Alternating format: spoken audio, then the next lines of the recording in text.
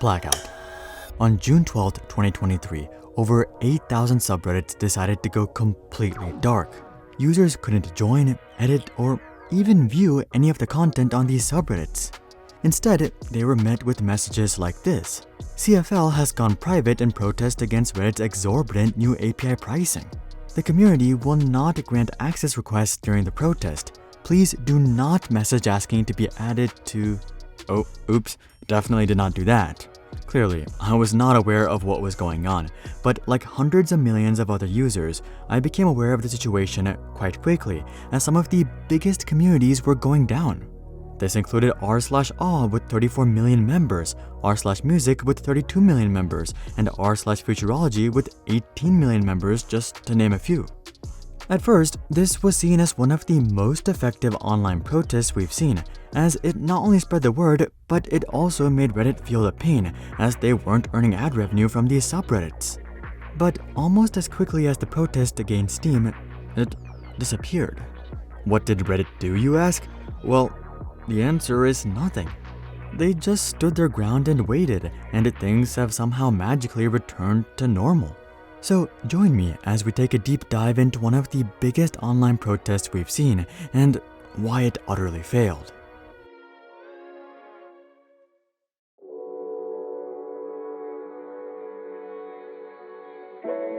Alright, so what's the big deal anyway? Why are hundreds of millions of users not able to see cat pics and memes? Well, it all boils down to the fact that Reddit sucks, not as a platform, though some would argue that as well, but as a business. We've talked extensively on this channel about companies prioritizing growth and influence over profits, but Reddit is unlike anything else we've seen. The company has been around for nearly 20 years and has 1.6 billion monthly active users. Put another way, it's the 19th most visited website on the planet and the 12th most visited website in the US. But despite this, Reddit is somehow not only not profitable, but they don't pull in any money. In fact, Reddit is estimated to only pull in a mere $510 million per year, which given their user count is absolute garbage. I mean, they're literally making 2.5 cents per user per month. For perspective, their own paid tier costs $6 per month, so we're talking about a revenue difference of nearly 200x between the average user and a paying user. But not only do they pull in no money, they also spend a bunch of money. Maintaining a platform with a billion plus users is not cheap by any means. You need massive server rooms, databases, and a lot of tech infrastructure in general. You also need a bunch of people to maintain all this.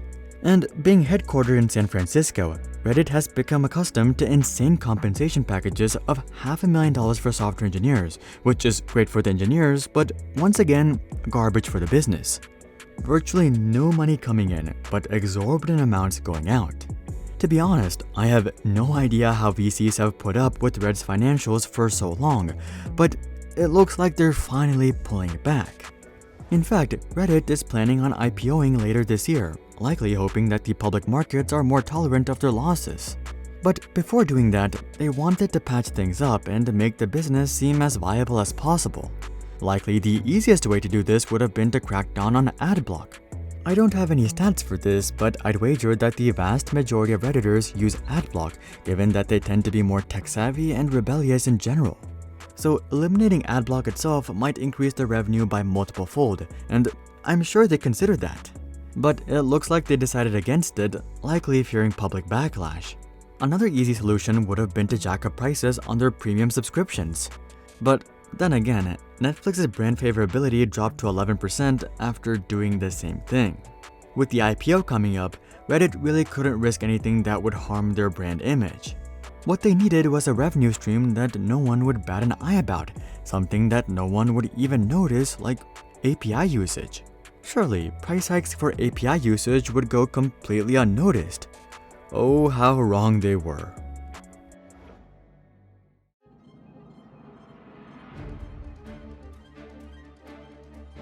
In late April, Reddit announced that they would start charging for API usage for the first time. The price? 24 cents per 1,000 API calls. Wait, hold up. What even are API calls? Well, API calls are what you use to integrate various portions of Reddit into your own website or app. API calls are not unique to Reddit. Likely the most popular APIs are Google APIs. For example, if you go onto a restaurant's website and see an interactive map showing you where the restaurant is located, that website is most likely using Google's Map API. Similarly, if you're filling out a billing or shipping address and you see autocomplete results, that website is most likely using Google's Places API. Every time a user interacts with the map or uses the autocomplete feature, an API call is being made to Google, and these websites are charged based on how many API calls they make every month. For dynamic maps, Google charges $7 per 1,000 requests. And for autocomplete, Google charges $2.83 per 1,000 requests. Considering this, Reddit's 24 cents per 1,000 calls is really not out of the ordinary. Not to mention, Reddit is offering an extremely generous free tier. In fact, you can make up to 100 calls per minute completely for free. So theoretically, you can make up to 4.3 million calls per month for absolutely no cost. But then, what's the issue? Well, the issue is that it used to be free regardless of scale, meaning that several substantial businesses have been built around this free idea. One such business is Apollo. Apollo is an iOS app that's basically a skin for Reddit. Essentially, it uses a bunch of Reddit APIs to recreate the entire Reddit experience, but with a completely new UI which a lot of people prefer. In fact, the app has nearly 1 million daily active users. But here's the problem. Apps like Apollo don't show Reddit ads because, what's in it for them? This means that Reddit is essentially having to support all of these users completely for free. Even worse, apps like Apollo are able to make money by charging users a premium subscription fee, none of which goes to Reddit. So these businesses basically have no expenses. All of the backend infrastructure is maintained and paid for by Reddit, and all of the front end runs on iPhones. So the only expense for these businesses is the cost of front-end development. And given that most of these apps were built by a single developer or a small team, this is also a non-expense. So basically everything that people are willing to pay for these apps is pure profit, of course after the Apple tax. But while this adds up to a lot of money on an individual basis, it's not a lot to run an actual business of their scale. For example, let's assume that about 10% of Apollo's user base actually pays for the app. This would translate to approximately $130,000 per month, which is again great as an individual. But as a business with 900,000 active users making 7 billion API calls per month, it's nothing, and that's the problem.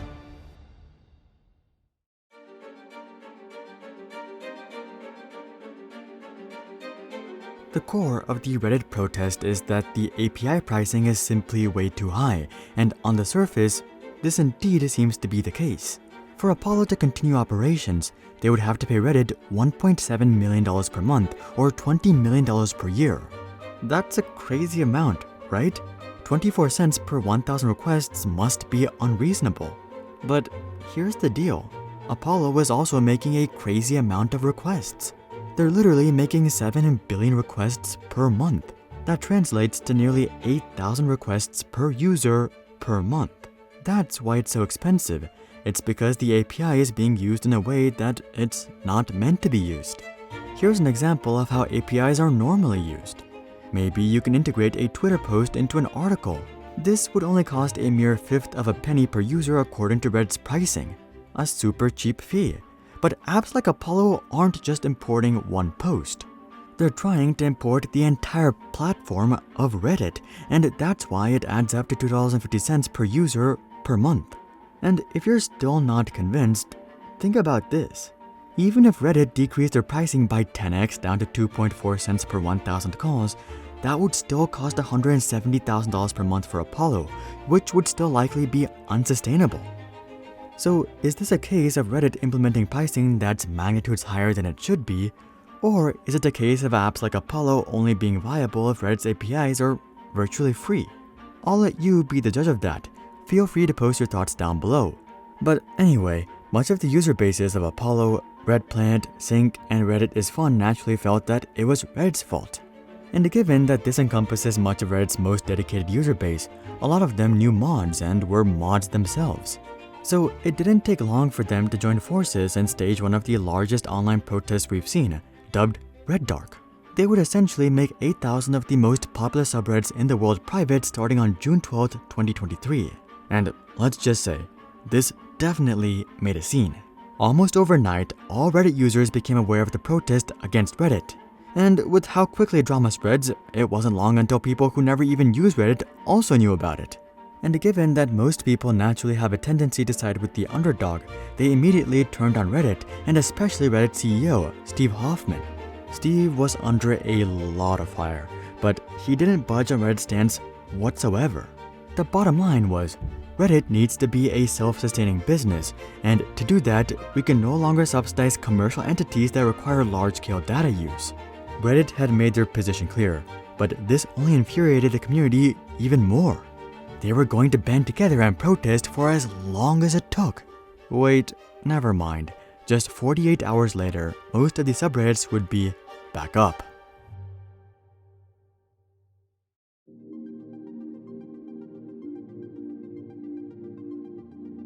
You're probably asking, what happened?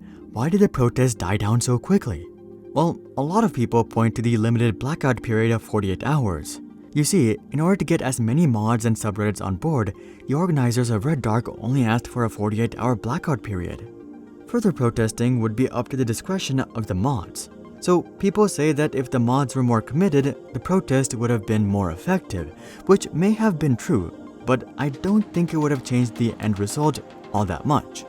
The bottom line is that the average Redditor simply did not care about the protest more than simply saying, "Oh wow, Reddit is bad. Now, where are my cat memes and Mr. Robot discussion threads?" I know that sounds stupid, but that's the reality. Only 1 million people use Apollo. Over 1 billion people use Reddit. So we're talking about 0.1% of the user base. So while Red Dark was able to spread awareness about their campaign and even get people to agree with the ideological effort, they were not able to get people to sacrifice for the cause, and that was really where it all fell apart. The idea of any protest is that you sacrifice things in the short term to make things better over the long term. The company Reddit clearly understood this, as that was exactly what they were doing. By protesting the protest, they were essentially sacrificing short-term ad revenue and brand reputation for long-term profitability. Now, I do want to mention that a good amount of subreddits are still protesting, but this is increasingly becoming the minority, especially with pressure mounting against mods both from the community and from Reddit. And unfortunately, it looks like services like Apollo will indeed be closing down at the end of June when the pricing changes go into effect, after which protesting becomes virtually useless. Another company that might be worth protesting against is Goodwill. Check out this video to learn more. But until then, I'm Hari, and I'll see you guys on the next one.